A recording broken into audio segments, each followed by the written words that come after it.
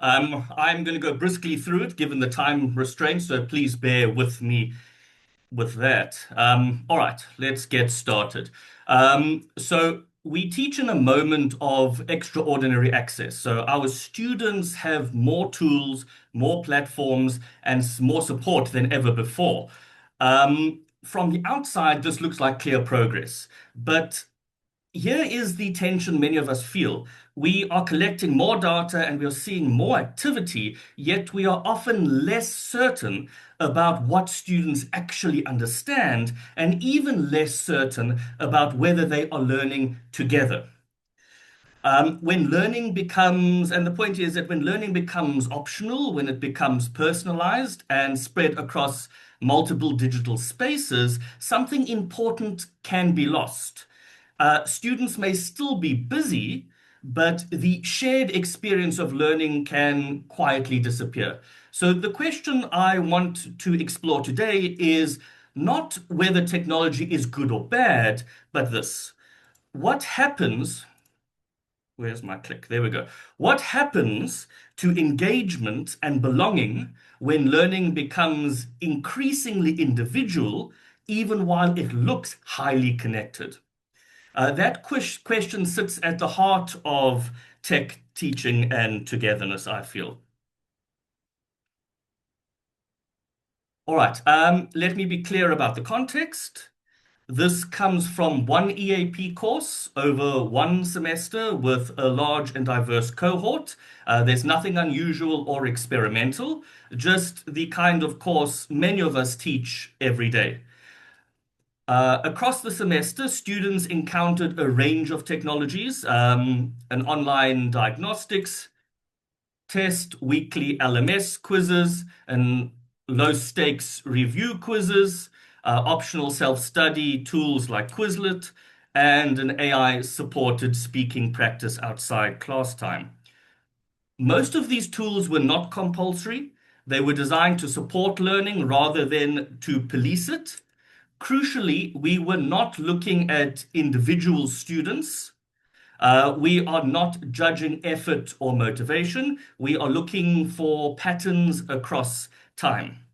What gives this, what this gives us is not a story about one tool working or failing, but a map of how students move through a digital learning environment when choice is high and structure is light.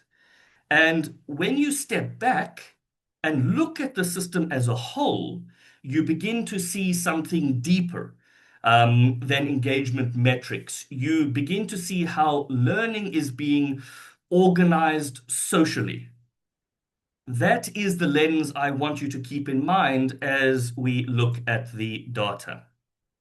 So when we put all of the data together and step back, a very clear pattern appears. Early in the semester, participation is broad. Most students engage with shared digital activities. Core tools are assessed, diagnostics are completed, and learning still feels collective. Students are moving through the course together. Then something changes. As the semester progresses and tools become more optional and more specialized, participation, we noticed, begins to narrow. Engagement does not disappear, but it concentrates. Just before assessments, we see brief spikes. Activity increases as students return to certain tools with purpose and urgency. This pattern we found repeats across the platforms. Whether the tool is a quiz, a practice activity, or an AI-supported speaking, the shape of engagement stays the same or similar. Now, the tempting explanation is motivation. That tends to be the first port of call. Some students care more, others drop off. But that explanation is too simple. What the data shows instead is a reorganization of learning. As learning becomes more As learning becomes more individual and optional, participation shifts from something shared to something strategic. Students are still learning, but what we find is they are increasingly learning alone. At this point, as I mentioned, it is tempting to say that we already know the answer. Engagement goes down, but when motivation goes down, but that explanation lets us off the hook too early, I feel. Um, what if engagement is not about how busy students are or how many tools they choose to use? What if engagement is also about whether students feel part of something larger? What we found is that when learning is fragmented across these platforms and optional activities, students can remain active while becoming increasingly isolated. From the system's point of view, everything looks fine. There are clicks, there are completions, there is data. But from the student's point of view, learning can start to feel solitary and transactional. Something you dip into when you need it rather than something you share. This is not a collapse in motivation, it is a change in the social shape of learning. And that matters because engagement has always been about attention, about belonging, and about shared purpose. Yeah, engagement fundamentally is social. Once we see engagement as social, once we get back to that foundation, the teacher's role comes back into focus. Technology can offer access, it can offer practice and even feedback, but it cannot create togetherness on its own. That was never its job. Data also does not interpret itself. A dashboard can tell us who clicked and who completed. It cannot tell us who understood, who felt lost, or who quietly drifted away. That work falls to teachers.